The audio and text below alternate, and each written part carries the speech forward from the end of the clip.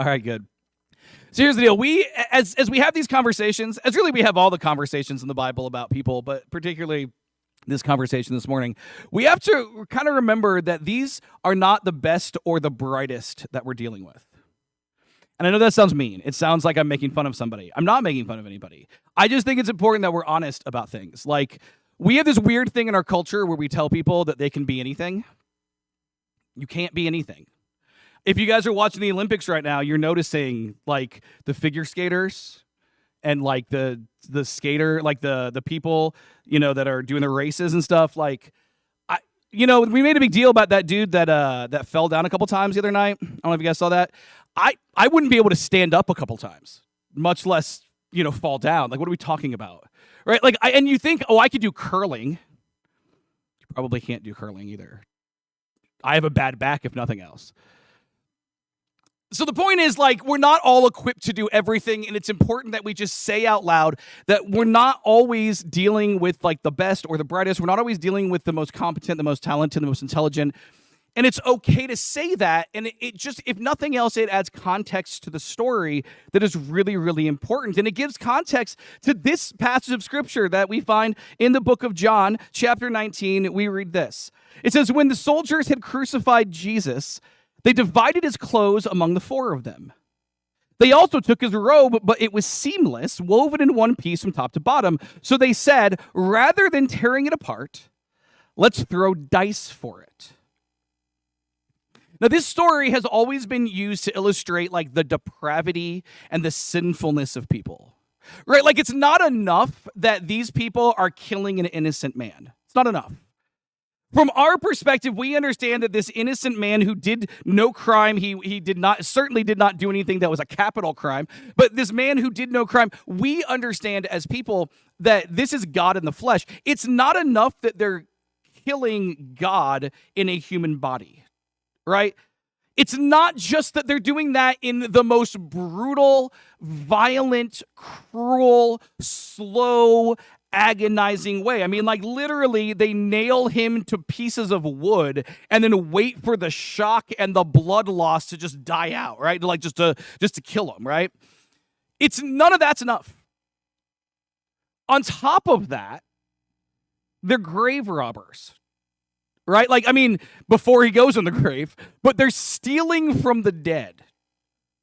They're not just stealing from the dead. Like, that's bad enough. But they made a game of it. Like, this is FanDuel, and you've got the over-under on points in the basketball game tonight or something, right? Like, they are, like, for us, gambling is entertainment. For us, gambling is this, maybe not a game you should do. I'm certainly not endorsing gambling, but it's a game, right? That's what it is. They have turned executions into gambling.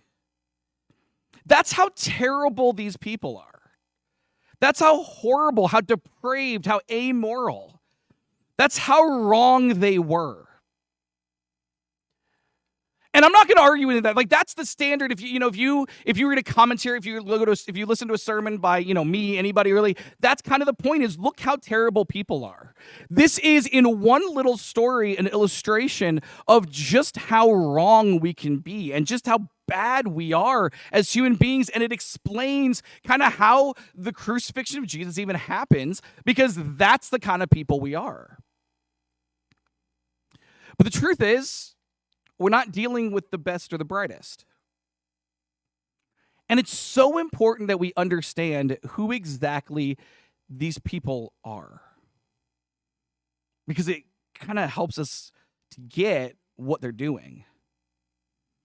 You see, I think in our mind's eye, at least for me, we watch movies, we watch TV shows or whatever, and our mind's eye, we think of, like, the Roman military as, like, highly trained, like the best of the best, like killing machines, like they're strategic, they're surgical, they're this military force that the world has never seen. And in our minds, we sort of picture them as these, really strong, tough guys who, you're kind of intimidated by.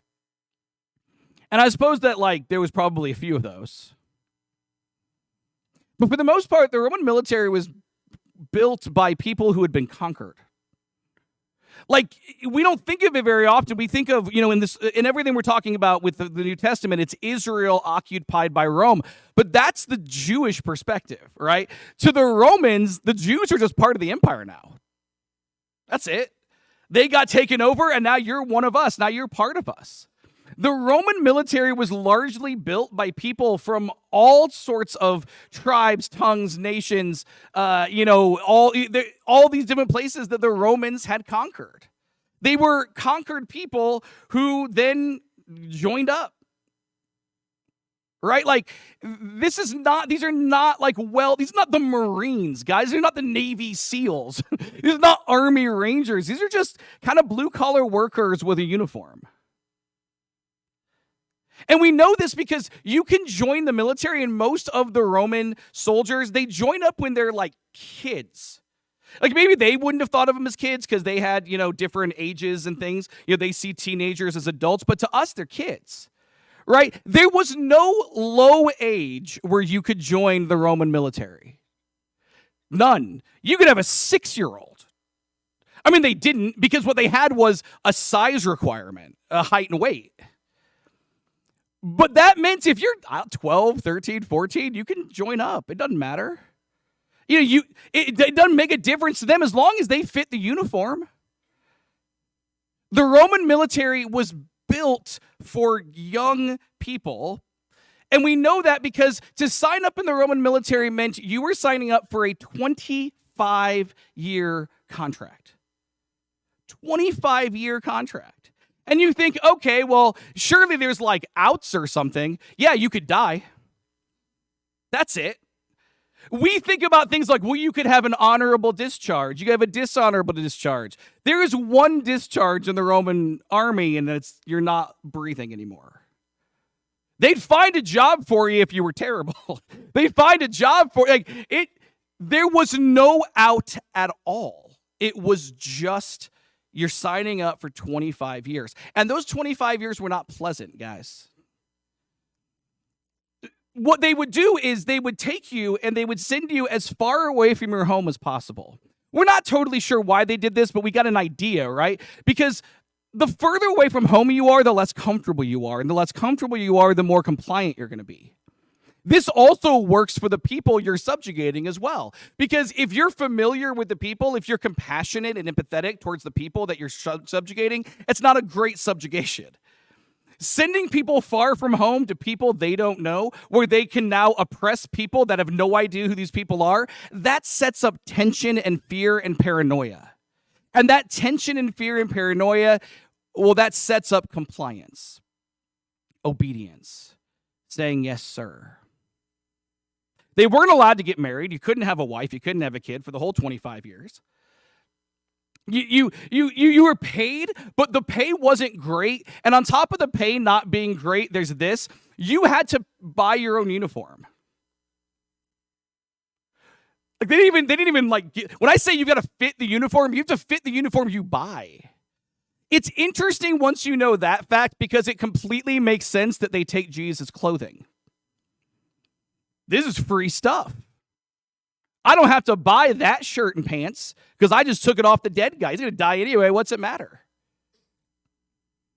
The reality of the situation is the Roman, if you think about the Roman army, I've seen Gladiator. So when I see the Roman army in Gladiator, they all look the same. It's all, back then you might be wearing a used chest plate. You may have your grandpa's helmet that is not the same as anybody else's because it's what you could afford. It was a hand-me-down. Guys, people wore hand-me-down military equipment in the Roman Empire. And of course, not everybody's equal. Yes, absolutely. The picture in your mind of the incredible, amazing Roman soldier, that existed. Absolutely. 100%. But they were not executioners. I want you to think about all the jobs you might have in the Roman army, right? All the things you might do. All the things that are pleasant to unpleasant. all the things that might get you a medal or might not, all the things that might get you promoted or might not. And I want you to understand that at the very bottom of the list, the low job in the whole thing is nailing people to pieces of wood and listening to them scream. You don't want to do that. I don't want to do that. The fact is, executioners were often soldiers who had messed up. And there is no discharge from the military. There is no honorable dishonorable discharge. None of that. So we got to do something with these guys who've messed up, but we don't trust them to go on the front lines anymore. I will make him kill our prisoners. Nobody wants that job. We'll make him kill those guys.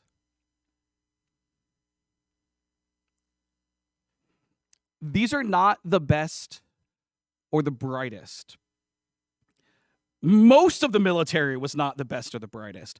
But even amongst the best and not best and not brightest of the military, the people who executed Jesus were even within that group not in any way, shape, or form like good at their jobs or intelligent or whatever. You might be asking, why would anybody ever do this? Like, why would you sign up? And there's only two options. There's only two reasons. The first reason is there's a lack of options. That's it. You have nothing better to do. You have nothing else you can do. If you can't like be a carpenter, like if you can't be a fisherman, if you don't have a trade, if you don't have a skill, right? What else are you going to do? There's literally nothing for you. And then the second thing is the pension. Say what you will about the Romans, they had the best retirement plan in the world. Like, just, if you could get to the end of that 25 years, like you sign up when you're 16, when you're 41, you are good. It is a real retirement. It is not the kind of like, I'm not working in this year, I'll work a few. No, it's a real retirement. If you get to 25 years, which less than half of them did, by the way, if you can get to 25 years, you're good, you're set for life forever. And heck, you can probably become a senator. Most of the Senate was former soldiers. So you've got this carrot dangling, and you have no other options. But man, then life goes awry, and you find yourself in some backwoods country crucifying some local dude that said he was king and everybody hated him or something. That's all this is to those people. From their perspective, this is a post they don't want, a job they don't want, and a guy they have no interest in knowing anything about. And I know that doesn't change what they did. Right? Like, what they did was horrible. You've made a game out of a dead man's possessions. It's objectively terrible. There's no justification for it. But see, something being justified and something being understandable are two different things. And I'm not going to justify what these soldiers did, but I get it. And maybe you can find some sympathy for them. Maybe you can find some empathy for them. Maybe all you can find is pity, knowing that they were victims of the very same system they participated in. But either way, you get it, especially when you realize that they were not the best or the brightest. And of course, they weren't alone.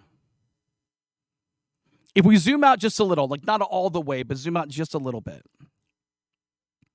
what we find out and we figure out and what we realize is that the only reason that these soldiers had anything to do with anything, the only reason these guys got to do anything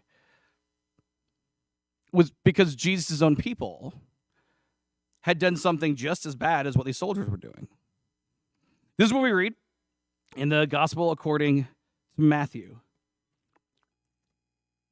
It says, "Now it was the governor's custom each year during the Passover celebration to release one prisoner to the crowd, anyone they wanted. This year, there was a notorious prisoner, a man named Barabbas.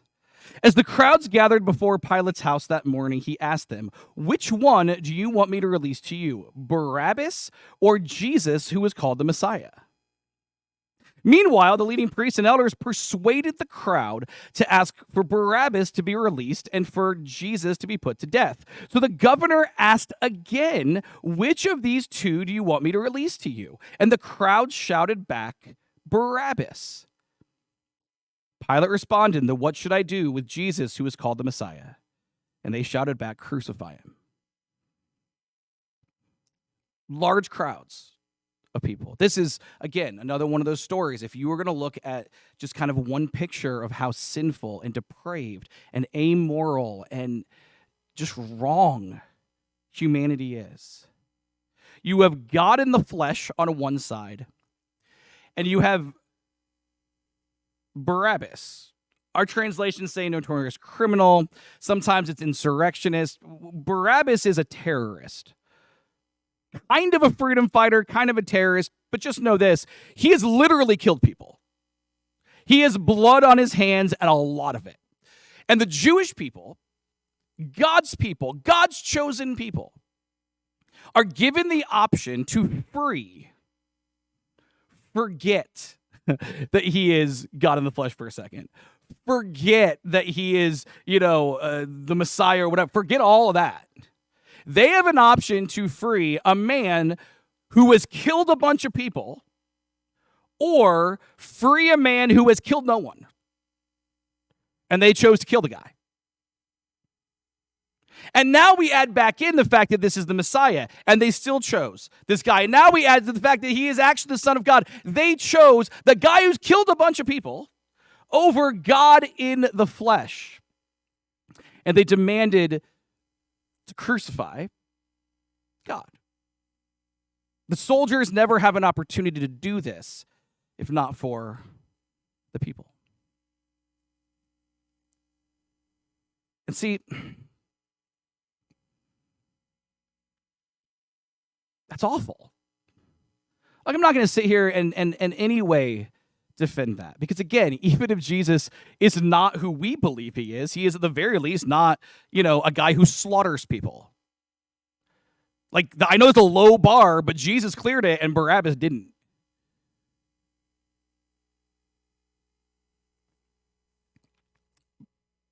But they're not the best or the brightest.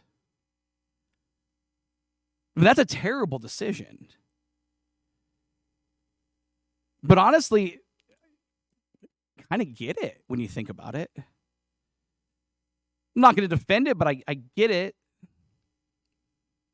See, here's the deal. We have a lot to say about the world that we live in. It's so important you hear this. Our world, our day and age, like, there's not even a comparison between how awesome what we have is and what they had. Like, I don't care what you think about anything, light years better. The Jewish people were a subjugated people. They had lost all of their freedom, all of their everything. Rome had come in and they'd taken everything. And it had happened long enough ago at this point in history that everyone who was alive had just been born into it. Imagine you're born into a world and you don't know what freedom is because you've never experienced it. You've never lived where there's not soldiers on the streets. You've never lived where there's not troops everywhere. You've never lived where you have been allowed to make a decision without somebody that's not you coming in and saying, actually, that's not going to be your decision. And you've never lived in a world where anyone could figure out what to do with that. You see, in the face of the impossible, human beings come up with bad ideas. And the Jews had come up with a couple of bad ideas in the face of the impossible monster that was Rome. One idea was, let's just be Roman. That was a bad one. It wasn't a great one. You see, because the Romans had installed a puppet king, a puppet monarchy, like a whole line of kings. They were called the Herods. And the Romans had put the Herods in office. And if you guys remember the Christmas story about Bethlehem and the children, you know what kind of a guy Herod is. And if you know the story of John the Baptist, you know what kind of a guy the other Herods are. And if you know, like, the Herods are terrible, but there was lots of people who said we need to support them. We should keep them where they are. We should always make sure that they are who they are and what they are, because what other option do we have? And so they support Rome. And there's other people say we can't support Rome, and they came up with an even worse idea. I'm not trying to judge anybody historically by saying this one is worse. I'm just telling you the truth. It was a worse idea because there were other people that said we should just try to get rid of the Romans. We should push them out. We should go to war. We should fight them. The Jews do that twice. It ends terribly both times. But there were people in Jesus' day who would preach the gospel, the good news of if we just kill enough of them, it'll be fine. Barabbas was one of these. If we just kill enough of them, it will be fine. And here you are, regular person. You don't really want to be a Herodian. You don't really want to be a zealot. You don't want to support Rome. You just want to be left alone. You just want to raise a family. You just want to live your life. You just want to, all this stuff, but you live in chaos. And you have no idea which form of chaos is going to win. You have no idea if you're going to go to war or if the Romans will keep tightening their grip. You have no idea. You live in chaos and limbo at all times. And that's half the story, guys. Because now you think, okay, well these are God's people, they'll turn to their faith. Yeah, that'll help. Because you also have these two groups. The Bible puts them together often because they both hated Jesus. But they were very much apart. They were very different than each other. You had for lack of a better term, your conservatives, your traditionalists, your people who wanted to preserve the old ways. We call them Sadducees. They ran the temple. And what they did, everything they were, was about preserving the past. And you get it, right? We all love nostalgia. There's a reason why we pined for the 90s. Even though, if you lived through the 90s, you know that in the 90s, everybody was pining for the 70s. And if you lived through the 70s, I didn't, but I'm given to the notion that they were pining for the 50s. Nostalgia's a heck of a drug. And the Sadducees, were just feeding into that. It was, hey, look, we just need to preserve the past, be traditional, be conservative, never make changes, and that'll be good religion. But while they ran the temple, they were the Pharisees. And the Pharisees, they ran the people. They ran the culture. They were, for lack of a better term, they were progressives. They were liberals. They were people who said, we need to move things forward. We need to keep going. We need to push and go forward and always be reconsidering and deconstructing and looking and the past is the past. We need to think about the future.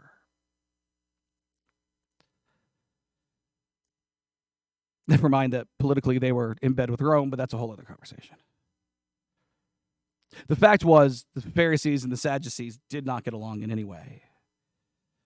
And here you are. You believe in God. You just want to go to the temple. You just want to go to the synagogue. You just want to lean on your faith in difficult times. But what does that even mean? Half of the religious leaders are saying one thing, half of the religious leaders are saying another, and you can't read.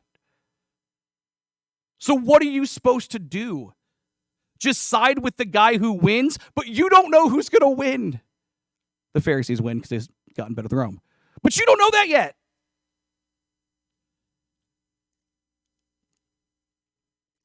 So all you can do is live in chaos and limbo.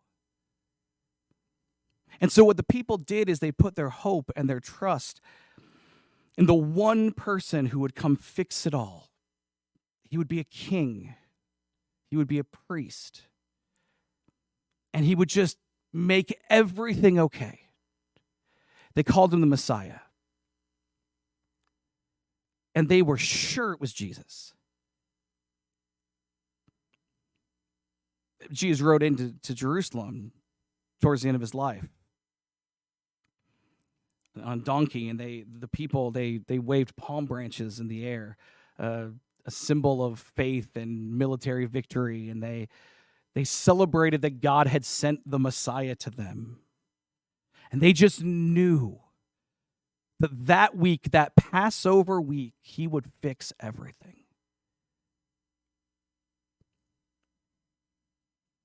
And then 2 days later, Jesus is in the temple talking about how the temple is going to get destroyed. The people were like, that's not the Messiah we asked for. Do we have another one? Is that the Temu Messiah? Where's the Amazon one? And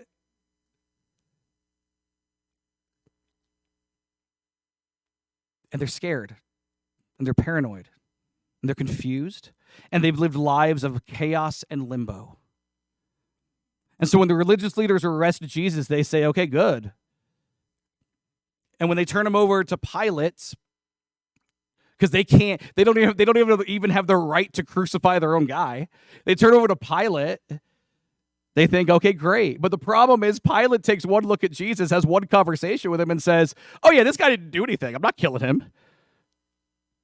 And so that presents the choice.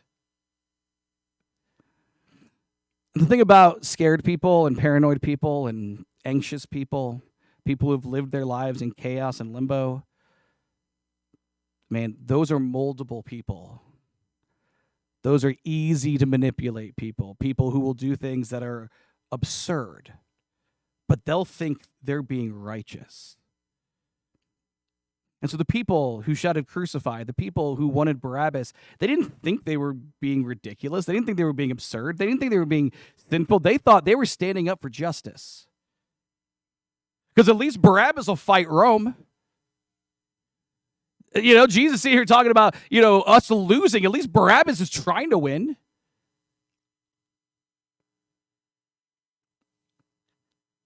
They're not the best and the brightest. In hindsight, it's easy to see that they were being used as pawns. But man, you kind of get it, right? Like maybe you can get sympathy, maybe you can get empathy. At the very least, maybe you can get some pity for them. That they lived in agony 24 hours a day, 7 days a week, from the moment they came out of the womb until the moment they went into the grave. Of course they made bad decisions. And I bring all of this up because we're in our first week of our series called Famous Last Words. I think this is amazing. I think this is really cool. I always preach in sermon series, so most preachers do. We do it because we're lazy. See, don't never let anybody get off the hook on this. If I have to come up with 52 sermons a year, that's so much harder than coming up with like 9 or 10 chunks of sermons.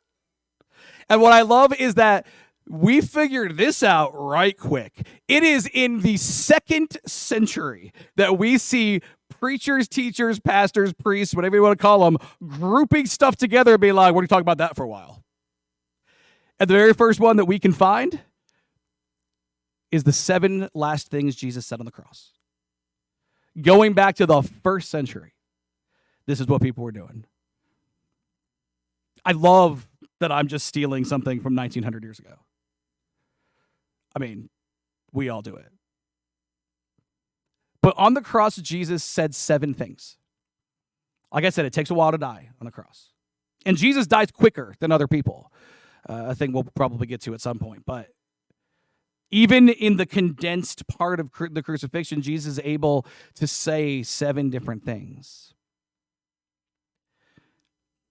And as we talk about the very first thing he says, it is so important that we understand that Jesus is not dealing with the best and the brightest, but he is dealing with people who are victims of the very system that they are participating in. The soldiers, the crowds, they're terrible. But they're terrible for a reason. And we see that reflected in the very first thing Jesus says on the cross. This is what we read in the Gospel according to Luke. Jesus said, Father, forgive them. They don't know what they're doing. Now, look, we always focus on that first part of the sentence, and we should, right? Is there a better explanation of the gospel, of God's love for us, that Jesus would forgive the people who kill him as they are killing him? Like, he doesn't even wait till he's like dead. He doesn't even wait till it's over to say, I'm going to forgive these people. So great is the grace and mercy and compassion of Christ that he is forgiving people as they're doing the thing they need forgiveness from. He, the worst, like, look, y'all might, like, I know Paul talks about, like, I'm the worst sinner. Y'all might say, like, I just feel terrible about my sins. Please understand, you never took God in the flesh and nailed him to wood. Equally, you never had the option to free an innocent man and said, I'd rather the terrorist. These are the worst sinners in the world, and Jesus is forgiving them as he is dying at their hands. If you want to know a better explanation of the gospel, I don't know what else you got besides that. That's fantastic. And that's why we usually focus on that, but I think it's actually really helpful to look at the last part. Because see, here's the deal. Jesus says they don't know what they're doing, but you don't accidentally nail a man's wrists to wood. Like, I don't get the impression it's an easy thing to do. There's bone and tendons. That takes effort. You certainly don't accidentally steal a man's clothes and then gamble. Ladies, if your husband say, I didn't even mean to lose at poker. Yes, he did. Okay? He had to put the money in the pot. And yes, I am being stereotypical there, but sometimes the shoe fits. I don't know how that app ended up on my phone at all. I do. You downloaded it. These are not accidental things. The crowds.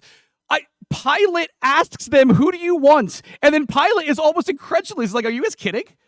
And he asks them again. They had to demand Jesus' death twice. Because the Roman governor, the bad guy in the story, couldn't believe how bad they were being. What in the world is Jesus talking about when he says they don't know what they're doing? And the only answer that's possible is a much larger answer than them. You see, what Jesus was suggesting was that maybe none of us are capable of sin if we actually know what we're doing. Let me put it another way.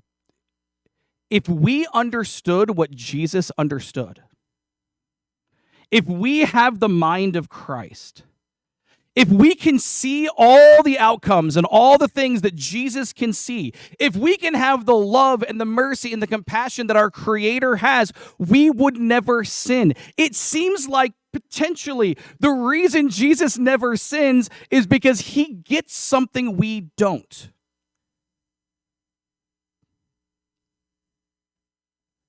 It seems like when you sin, it's not just a bad decision. It's a bad decision coming from a deficiency, a brokenness, something in you that's just not right. And when other people sin, it's coming from a deficiency, a brokenness. They don't know what they're doing, Jesus says, about people that to us very much know what they're doing. But the way Jesus sees it, none of us know what we're doing. And in no way is that a justification. Right? Sin is sin. Hurt is hurt. Pain is pain. In no way does that justify anything. But maybe it's why Jesus has such sympathy for us. Maybe it's why Jesus has such empathy for us. Maybe it's why Jesus pities us. Maybe it's why Jesus can look at the worst sins that have ever been committed and says, I'll die for those. Because they don't know what they're doing. And maybe that should color the way that we treat our fellow human being, knowing that we all have this brokenness within us. And it does not justify our bad actions, and it does not justify theirs, but we can get it, and we can understand, and we can show compassion, and we can show pity.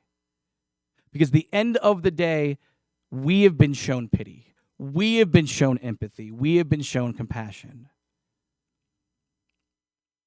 It is so important we understand that if given the opportunity and the context that they lived in, that any one of us would have signed up for the Roman military, made some mistakes, become executioners, and done this to Jesus. It is so important that we realize that if any one of us have given the opportunity, born in 10 AD in Roman occupied Israel, would have had the same chaos and the same expectation and the same disappointment and the same anger and made the same choice of Barabbas over Jesus. These were not the best and the brightest, but they were you and they were me. And so when Jesus says, Father, forgive them, they don't know what they're doing, he is saying about us, Father, forgive them, they don't know what they're doing. This morning, our first week of our series called Famous Last Words. And as we consider the first thing Jesus says on the cross, in anticipation of the 6 more he says, we learn this lesson from the incredible grace, compassion, and mercy of Christ. Our first lesson is this: we don't know what we're doing when we sin. And that's why Jesus always offers us grace and forgiveness. We don't know what we're doing when we sin. And that's why Jesus always offers us grace and forgiveness. We're going to sing a song, offer an invitation to take Christ up on this offer. I'd say more, but my back hurts so bad. Let's end the sermon and let's sing a song. Cool? You want to get baptized? Let's talk. You want to join the church? We can talk about that too. In the meantime, singing. These stairs are unpleasant.